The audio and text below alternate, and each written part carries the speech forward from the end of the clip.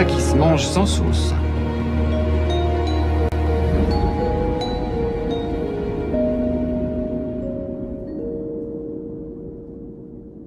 Bon, alors maintenant je vais m'intéresser à y mettre une vitre, la lunette arrière, ici. Alors grâce aux pièces de l'autre, j'en ai deux en stock, qui sont identiques. À part qu'il y en a une des deux qui doit être plus moderne que l'autre, parce que vous voyez, je ne sais pas si vous avez distingué, il y a marqué Glass Security dessus. Donc celle-là, je vais la garder pour l'attraction de 1955, puisqu'elle est plus moderne. Donc je m'étais dit, je vais mettre un coup de pâte à joint là-haut, parce que normalement c'est du mastic américain, mais enfin on peut faire mieux, je pense, moi. Et on présente sa vitre de la façon suivante. Donc de chaque côté, il y a des pattes en fer, il faut bien les mettre à peu près au milieu entre les deux. Voilà. Et on voit bien quand je tiens ma vitre de la sorte, qu'elle plaque bien contre la carrosserie de la voiture. Alors je me suis dit, super, j'aurais plus qu'à mettre l'encadrement ici, le faire tenir avec les vis, et après il me restera plus qu'à serrer les vis, et l'encadrement va tenir la vitre tout seul, pendant que la colle sèche. Le problème, c'est qu'à chaque fois que je serre les vis de cet encadrement, voilà. Là, la cale en carton passe. Là, au milieu, elle ne passe plus. Là, elle repasse. Voilà. Ça veut dire que ça voile ma vitre vers le milieu. Ça veut dire qu'en serrant les vis de l'encadrement, ça ne va pas. C'est pas la bonne méthode. Compris? No good. Pas good. Allez, hop, je redépose la vitre. Et alors, ce que je remarque, c'est qu'ici, là, à cet endroit-là, ici, là, soit il reste de la colle, ou soit, et de l'autre côté, c'est pareil, là, à cet endroit-là, ou soit il y a de l'étamage, là. Ici, ça a été étamé et ça gêne un peu. Alors, cela explique pourquoi, quand je visse l'encadrement de vitre ici, ma vitre, hop, elle se retrouve comme ça. Et non, moi, je veux qu'elle soit droite, une fois qu'elle est collée à la vitre. Je veux pas qu'elle soit qu'elle vienne contre la carrosserie, ici. Alors vous allez voir, ces parties-là, je vais les meuler. Mais je vais pas pouvoir en retirer beaucoup malgré tout, parce que c'est vrai que c'est de l'étain en fin de compte, et ça attaque tout de suite la carrosserie. Mais pour que ma vitre ne soit pas contre ma carrosserie de toute façon, ici, je vais leur rajouter ce qu'on appelle deux petites cales en caoutchouc qui font à peu près 2 mm d'épais. Alors après, je vais rajouter ma colle qui va noyer mes cales en caoutchouc, et tout de suite après, je vais y coller la vitre. Comme ça, ma vitre ne sera pas contre ma carrosserie. Il y aura toujours une épaisseur grâce aux cales au caoutchouc et la colle entre la carrosserie et la vitre. Ça va faire une épaisseur à peu près de 2 à 3 mm. Bon, alors conclusion à ces deux endroits-là, va falloir que je creuse un peu.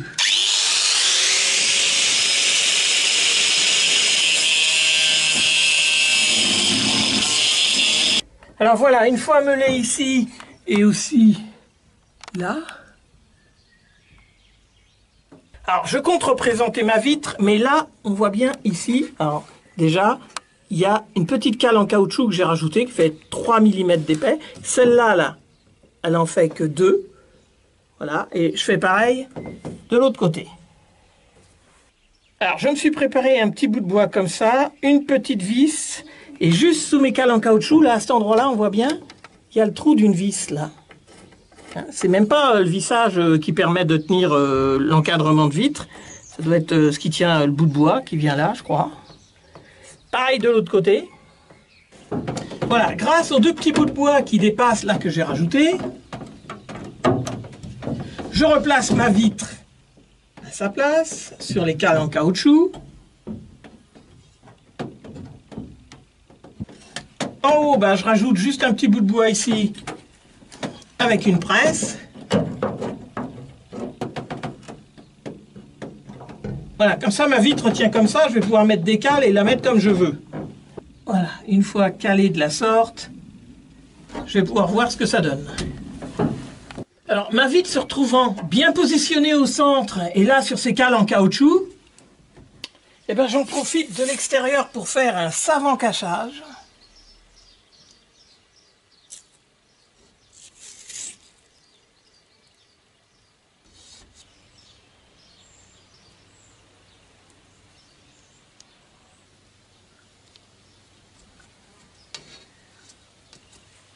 Alors une fois le cachage complètement effectué, hop, on redépose la vitre.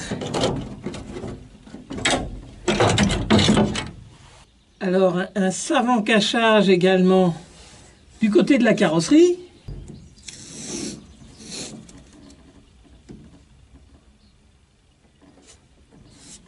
Bien voilà, le cachage est effectué. J'ai collé les petits caoutchoucs qui vont recevoir la vitre. Bon, j'avais une ventouse, là je l'ai mis sur ma vitre.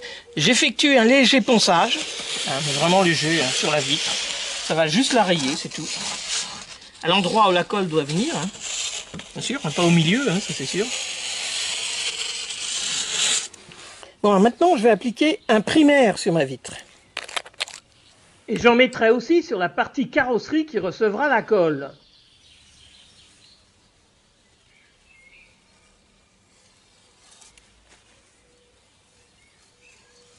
Bon alors je me taille un embout de la sorte. Et maintenant carrément de la colle à pare-brise.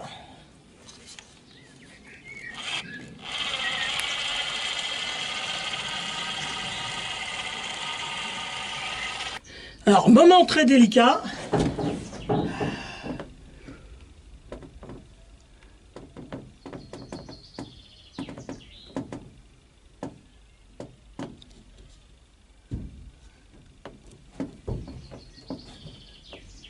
Coller la vitre.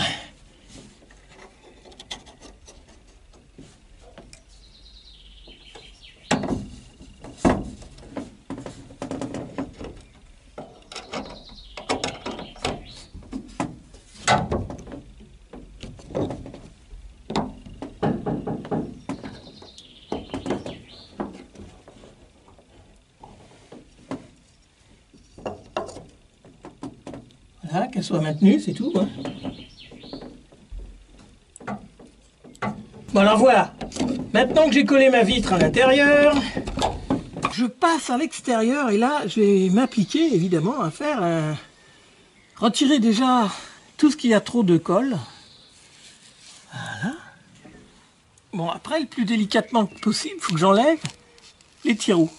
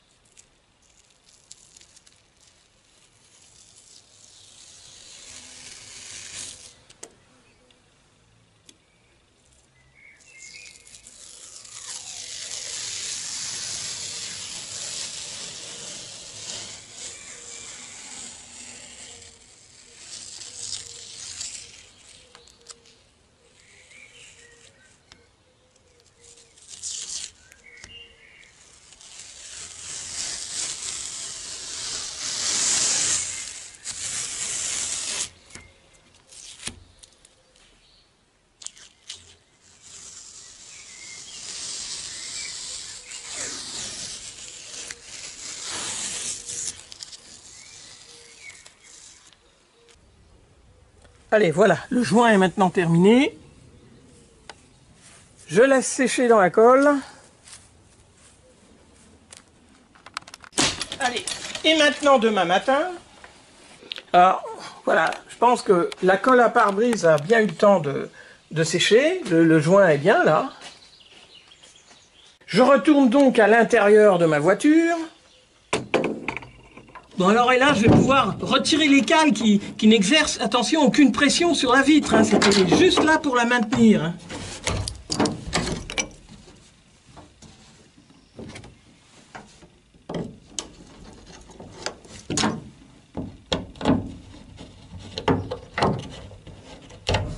Bon allez, j'y mets un coup de chiffon vite fait. Voilà, et suite à ce coup de chiffon, c'est là que je découvre, alors, je sais pas si vous allez voir, regardez là, c'est marqué en plein milieu de la vitre là, Glass Securite. Voilà, donc je l'avais pas vu.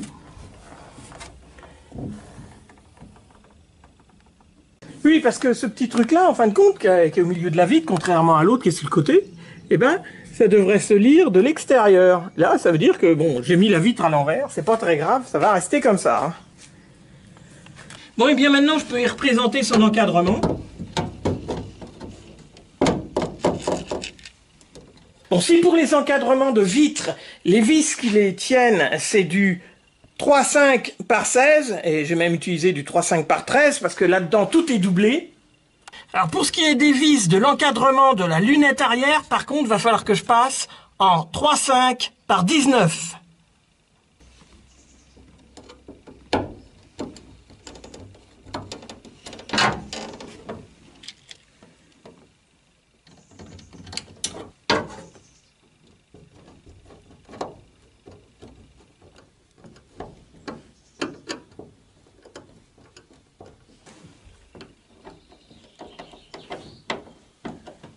Bon allez, voilà pour la lunette arrière, c'est fait. Allez, coller. Bon, ben pendant que j'y suis, je vais essayer d'y mettre un pare-brise sur cette voiture. Ah, grâce à la pièce de celle de 1955, j'ai donc 2 pare-brises en stock. Et alors là, la première chose que je vais vérifier, ben, c'est la longueur de mes pare-brises, enfin la largeur. Et en largeur, ils font à peu près 114 cm. 114 cm, c'est bien un pare-brise de 11B. Parce qu'un pare-brise de 11 BL, ça fait 11 cm de moins sur une BL, berline légère. Donc ça ne fait plus que 103 cm avec le cadre en aluminium à la partie la plus grande. Donc pour ça, au début, quand j'ai eu la voiture, j'ai présenté les pare-brises sur une des caisses de traction et je me suis aperçu que c'était bien des pare-brises de 11B, impeccable. Sur la 11B de 1951, donc sur l'auto aussi d'ailleurs, les supports étaient montés dessus. Donc j'ai voulu tout de suite présenter le pare-brise et l'installer dessus pour voir comment ça allait, et ça n'allait pas du tout. Pour la bonne et simple raison que ces supports-là, pendant qu'ils ont sablé la voiture, la caisse, ils ont dû les déposer. Ces petites cales-là que je me suis aperçu qu'il manquait, ils ont dû les perdre ou oublier de les remettre, ils ont remonté les supports, il n'y avait plus les cales. Quand il n'y a pas ces 2 petites cales là sous les supports, sous un des supports, donc en tout ça fait 4 cales, et vous ne pouvez pas mettre le pare-brise, c'est pas possible. Faut qu'il y ait les cales pour pouvoir ajuster le pare-brise, sinon il frotte en bas ou en haut, je ne sais plus, ça ne va pas. Bon, sur les tout premiers modèles, les pare-brises avaient un cadre en acier. Bon, après tout de suite, ça a été très rapidement un cadre en aluminium, comme c'est le cas pour les miennes. Donc il y a des charnières, puisque les pare-brises vont s'ouvrir légèrement. Je vais vous montrer ça. Donc ce qui me manquait, c'était cette pièce-là. Cette partie-là, j'ai dû la retrouver, donc j'ai eu de la chance, j'en ai retrouvé une chromée, impeccable. Et puis ça, dans mon bric-à-brac, je l'avais. Je ne sais pas si c'est pas d'une 2 chevaux d'ailleurs, plutôt que d'une traction, mais j'ai vu ça se monte dessus. Bon, pour commencer, je vais déjà remettre les supports, hein, ça va me faire de la place, dans la caisse. Bon, on a pu remarquer que j'avais peint mes supports, hein, il y en a un qui va à droite, un qui va à gauche. Alors là, les petites cales, je vais les placer, oui, comme ça, voilà. Voilà, et puis il y en a une autre à mettre de l'autre côté, comme ça, donc ça va être très marrant à mettre parce que faut glisser ça ici, voilà, et les petites cales vont entre la carrosserie et le support. Voilà, ça va être franchement trop marrant. Alors, j'ai préparé des vis.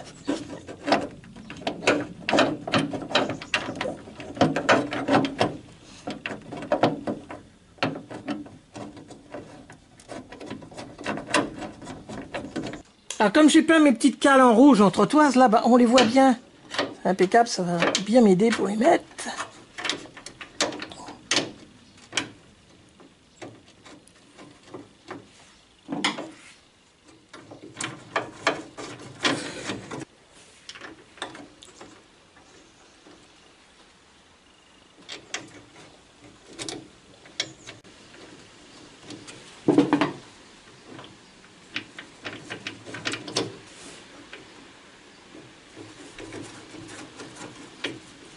Voilà, je serre légèrement mes supports comme ça, il y a du réglage, hein, donc je verrai après comment il faut que je les mette bien.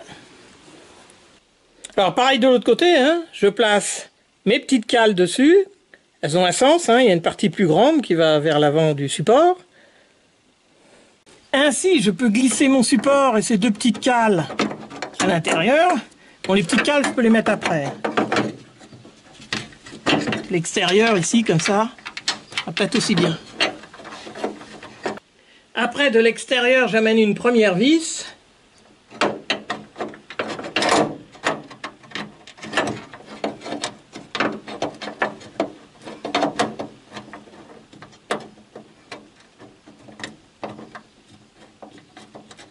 Je fais prendre. Et là, je peux remettre l'autre petite cale, de l'autre côté. Comme ça. Une vis.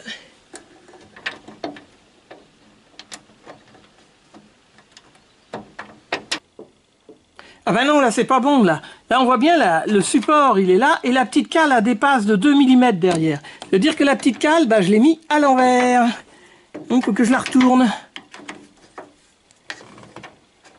Ça va être facile.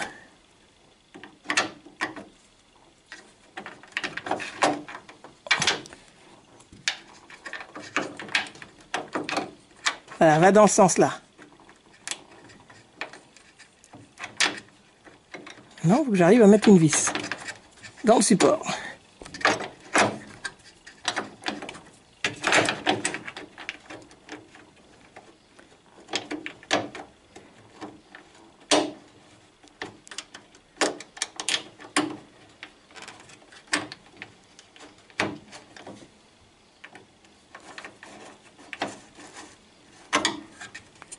Voilà, là on voit bien, l'entretoise ne dépasse pas de la petite cale, elles sont à ras.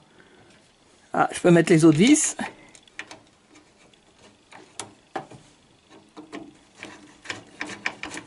Voilà, et j'aurai du réglage en haut, en bas. Allez, la dernière vis.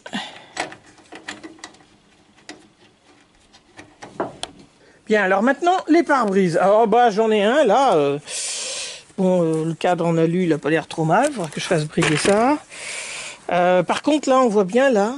Là, j'ai déjà essayé de dévisser tout ça. Donc, j'y suis arrivé à dévisser ces trucs-là, mais ils étaient bien grippés. Le problème, c'est qu'on voit bien ici, ça ne joint pas, là. Voilà. Et donc, les vis, là, sont vissées de travers. Ah, bah, bravo. C'est que ça a déjà été démonté, remonté, et pas terriblement. Donc, déjà, ça commence fort, hein, on va dire. De ce côté-là, bah, alors là, il y a une des vis à la casser dedans. Hein, les autres, j'ai pu les avoir, les dévisser. Bon, et ben, je vais me pencher sur l'autre. Alors l'autre, il manque un petit raccord là, ici, mais ça, c'est pas bien grave. Hein, de ce côté-là, il y est. On va les supprimer tous les deux, je ne sais pas. Attends, d'en trouver un. Et là, par contre, je vais essayer de dévisser ça. J'ai déjà essayé, bon, pour l'instant, ça vient pas. Donc, on va voir si je peux les avoir. Ce que j'aimerais bien, c'est sortir ces pièces-là qui sont toutes oxydées, là, pour pouvoir les nettoyer. Hein, pas forcément défaire le pare-brise du cadre, mais au moins défaire ces pièces en acier, là. Bon, bah déjà, je vais commencer par essayer de regarder. Voilà, ces vis-là, bah ça va, je suis content. Une qui est venue. Deux.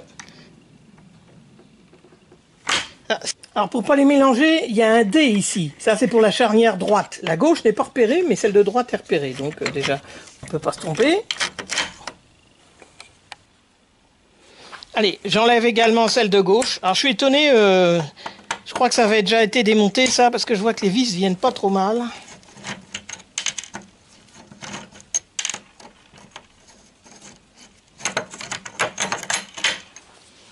Je récupère les petites cales.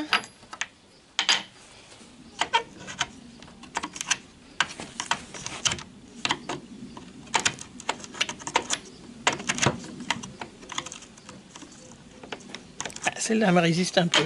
Je vais prendre un autre tournevis. Voilà. Alors, il y a un joint de pare-brise extérieur qui est bien fondu, bien naze, quoi, qui va être super agréable à retirer, je pense. Non, ça vient pas trop mal, ma foi.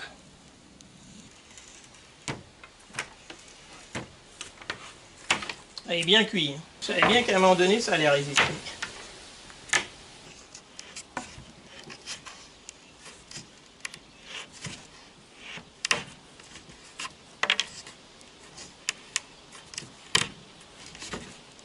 Bon, maintenant, pour défaire ces vis-là, bon, bah, je vais commencer par affûter un tournevis, et de la façon la plus simple, de toutes mes forces. Bon, voyons, là, du bol, c'est venu. En voilà une. Au fur et à mesure que ça vient, bon, je l'aurais déjà mis du dégrippant, mais j'en rajoute. Voilà, pour qu'il se glisse bien.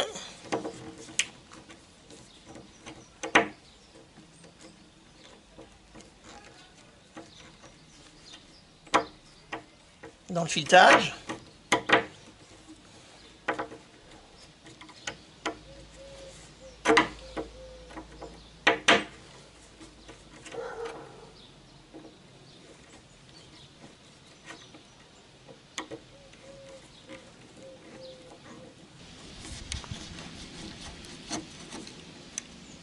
Et voilà une de ces fameuses petites vis. Bon, celle-là, je vais la remettre. Je sais qu'elle s'est défait. Elle va bien baigner dans le gras.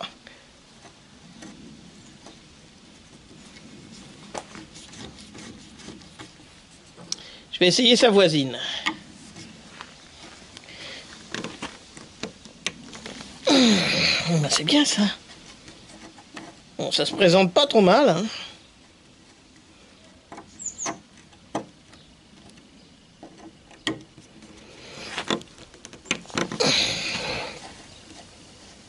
Oui, c'est vrai que j'ai connu des situations pires.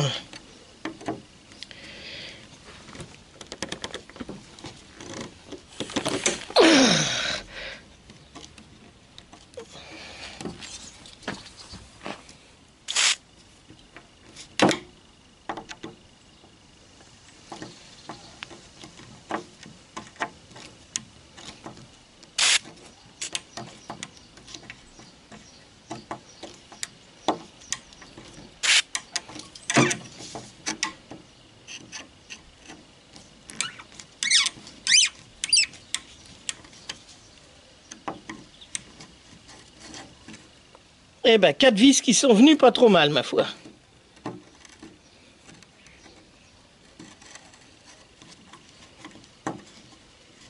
Celle-là, je sais que je pourrais les ravoir. Je vais voir les 4 autres.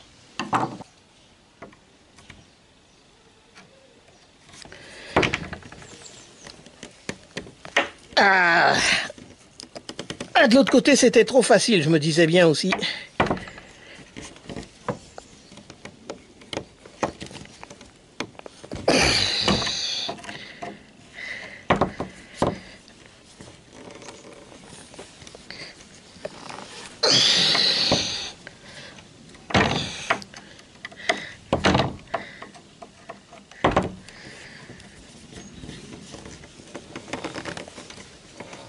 Oh, 4 vis qui sont venues trop facilement, là on voit bien, l'acier se défait, celles-là vont bien être grippées. Bon, et ben là, opération, une petite pioche là, marteau. Voilà. Il faut sonner les vis comme ça, un coup d'un côté, un coup de l'autre. Tout ce que je risque, c'est de casser les vis, hein. Voire même la vitre si je me loupe.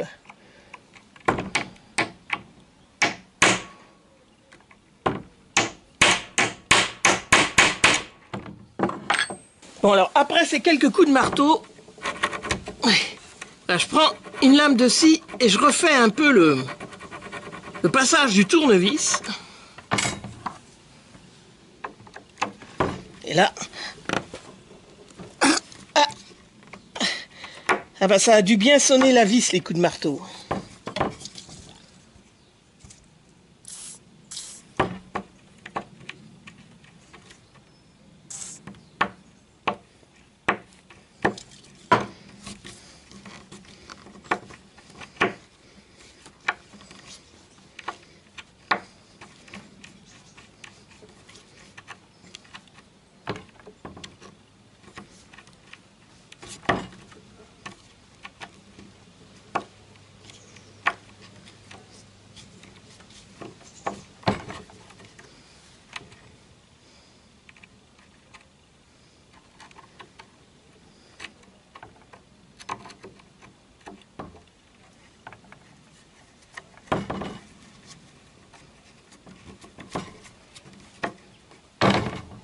Bon, et ben voilà, et ben il m'en reste encore 3 à faire comme ça, hein.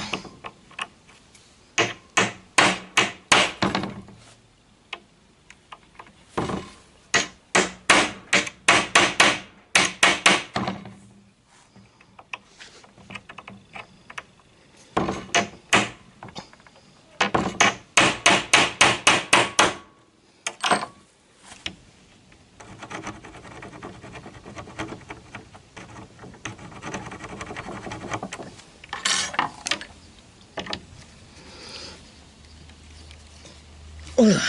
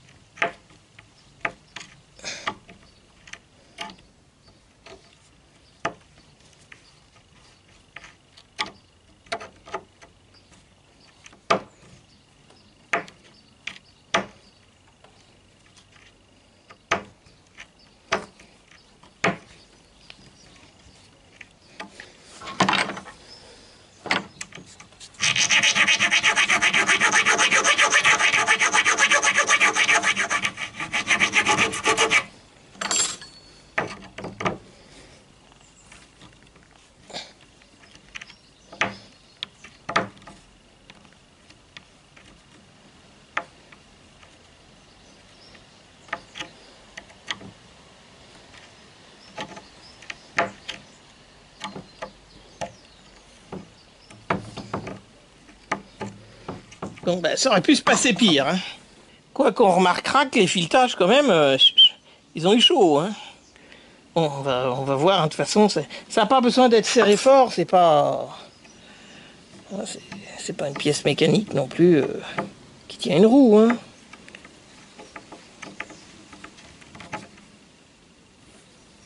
Bon allez, il m'en reste encore 2 là.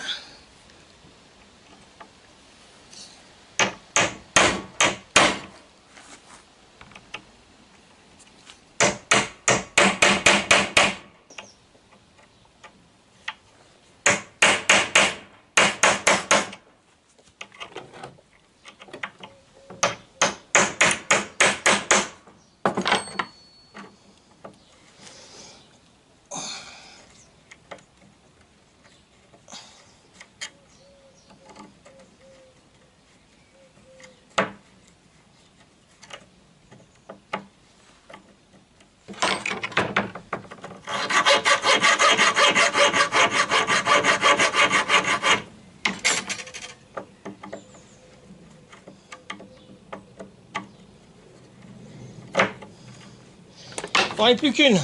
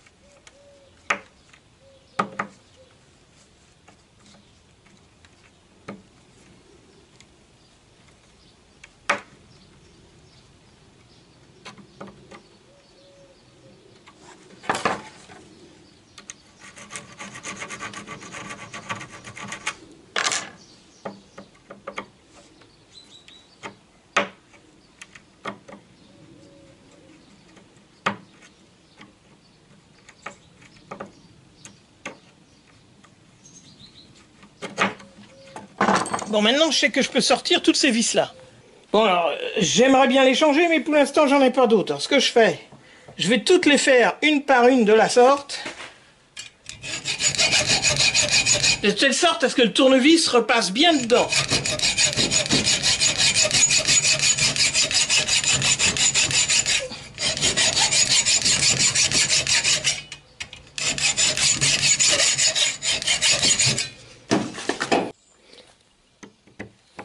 Bon allez, maintenant que je sais que ces 8 vis là, elles sont dégrippées, je vais les laisser baigner dans l'huile et le dégrippant dans leur boîte.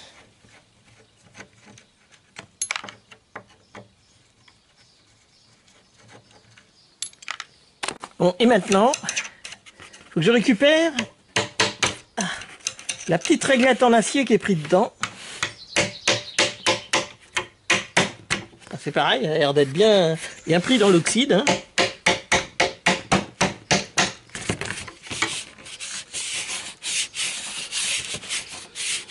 Voilà. Voilà. Voilà, ça fallait que je le nettoie, que je le dérouille. Allez, pareil de l'autre côté.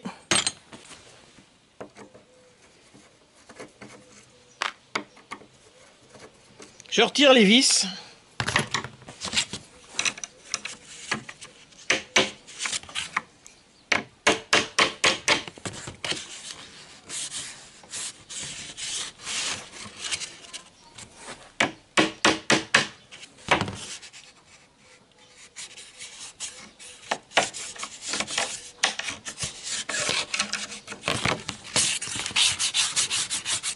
Et voilà.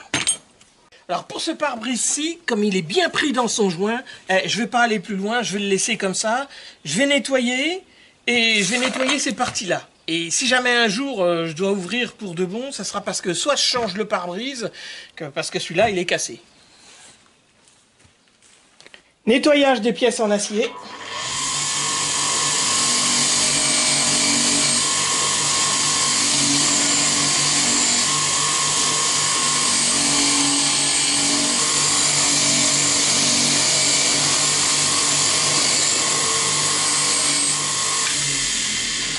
Alors, sur celle-ci, hein, une fois que le plus gros est retiré, alors, je les coince dans un étau.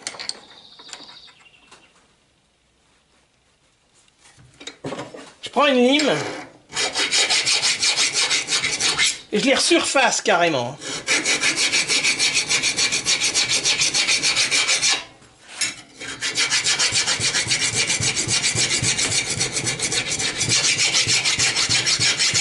Non mais là, ça s'est tellement imprégné, il faut faire ça.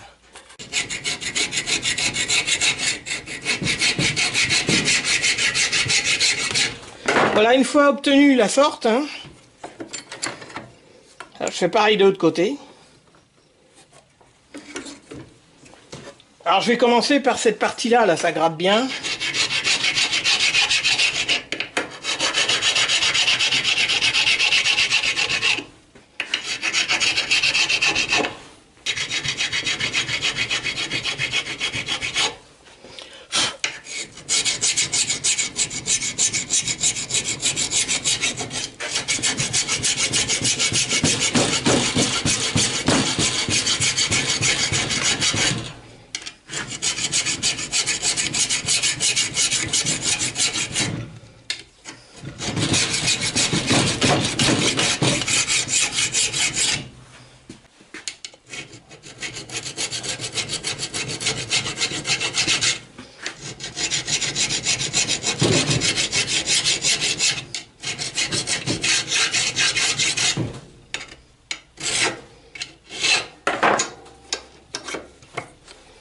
Une fois préparé de la sorte, bon, je vais leur mettre de l'huile pour que les filetages prennent bien du gras. Hop, je fais pareil pour le deuxième.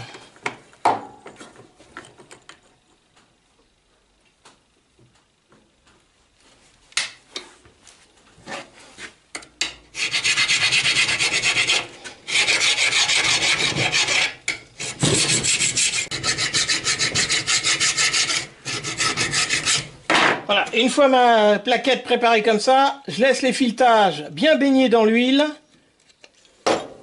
Voilà, comme ça, pas de problème.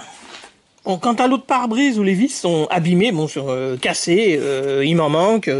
Bon, et je regarde que les cales de butée de Cheston, elles sont peut-être légèrement trop grandes, mais à ce moment-là, je les raccourcirai, mais sinon... Voilà, c'est presque les mêmes vis. Donc si jamais, au cas où, ils ne refont pas ces vis-là pour les pare-brises, je prendrai celle des cales des butées de Cheston. Alors surtout qu'en plus, si je veux, je sais que je peux en avoir des toutes neuves.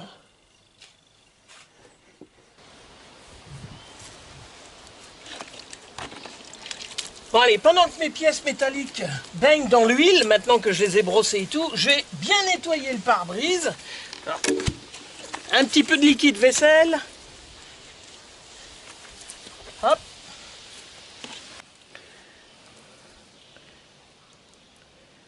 Alors pour les parties en aluminium, je prends une vieille éponge Spontex, hein, et puis voilà.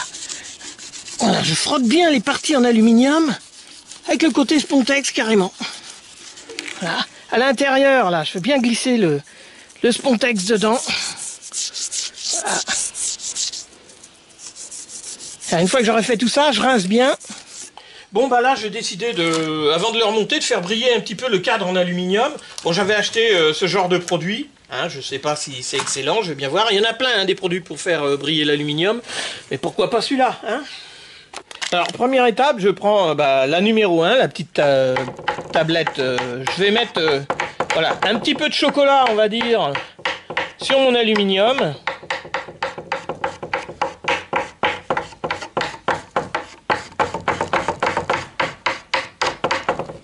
Bon, étape 2. Bon, et là, je prends le premier disque.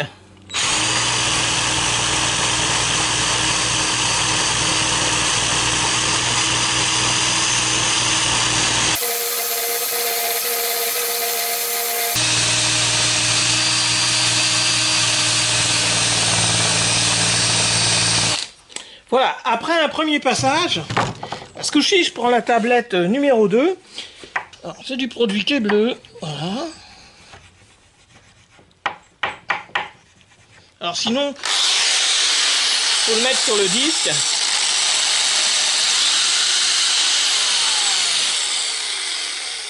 Là, je mets du produit directement sur l'aluminium. Hein.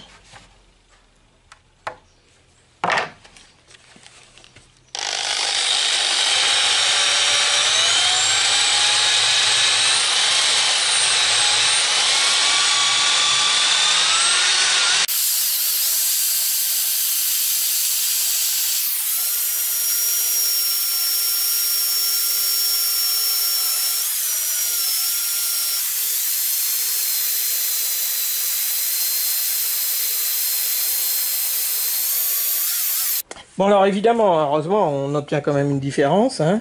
Voilà. Donc il faut que j'obtienne un effet miroir comme ça en fin de compte.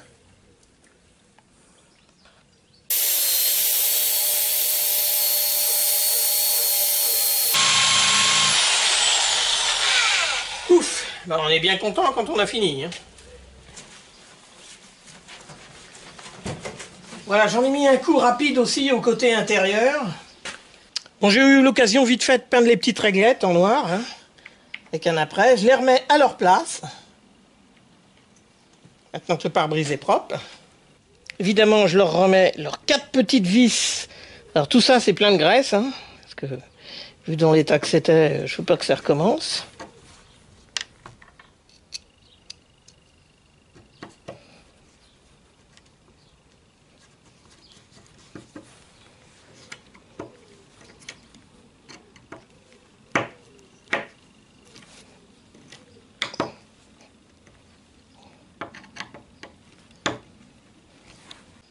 Évidemment, même opération de l'autre côté.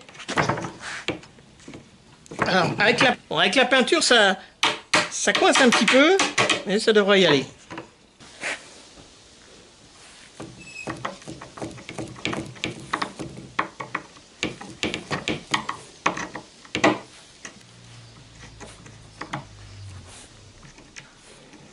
Allez, les 4 vis.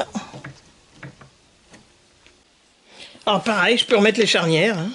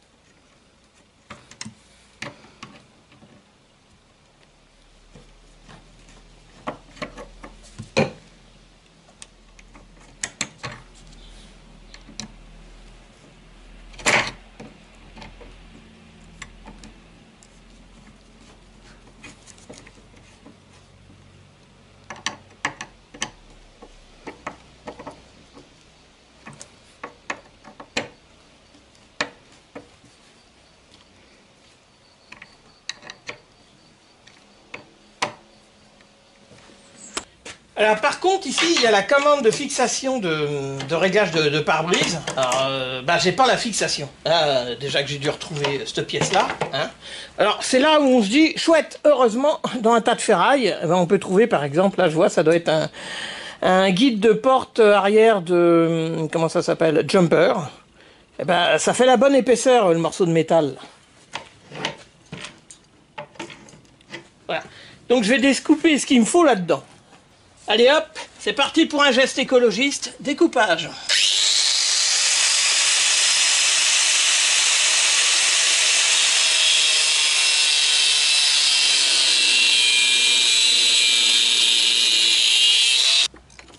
Et voilà, le petit bout de ferraille que j'ai besoin.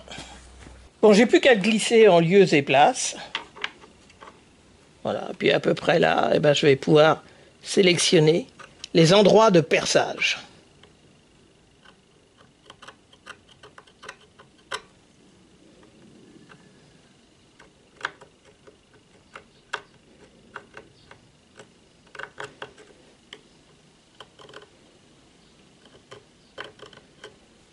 Bon alors, après pointage, alors, huilage,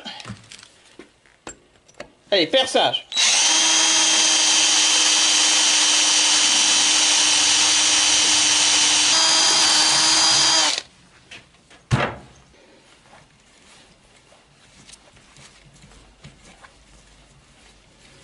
Voilà, et après ça, je vais mettre 2 coups de tarot de 5.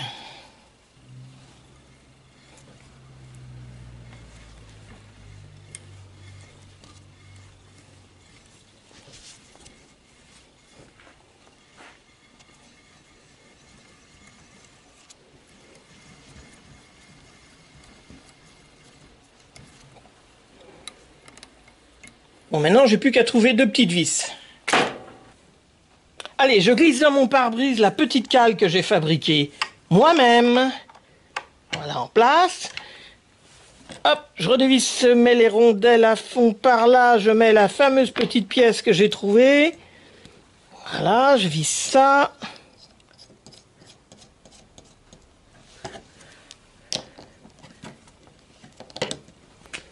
Alors, pour fixer avec 2 vis qui vont là, je remarque que c'est fraisé ici. Bon, alors j'ai pas grand-chose en vis de 5. Bon, j'en ai 3-4 qui se battent en duel, là, je vois. Ça pourrait faire l'affaire, ça. Bon, alors ces 3-là sont trop longues, donc eh ben, il me reste plus. J'en ai que 2 qui correspondent.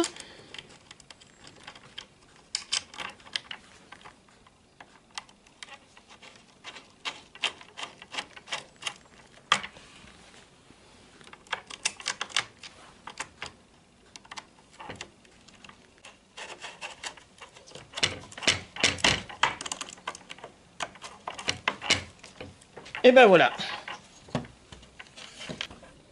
Alors cette pièce-là, quand je l'ai eue, elle avait été chromatée, donc j'ai dû mettre du dégrippant partout, parce que du coup, il n'y avait plus rien qui marchait. Hein. J'ai dû la faire marcher plusieurs fois, jusqu'à temps que ça vire le chrome qu'ils avaient rajouté, parce que sinon, tout était bloqué par le chrome.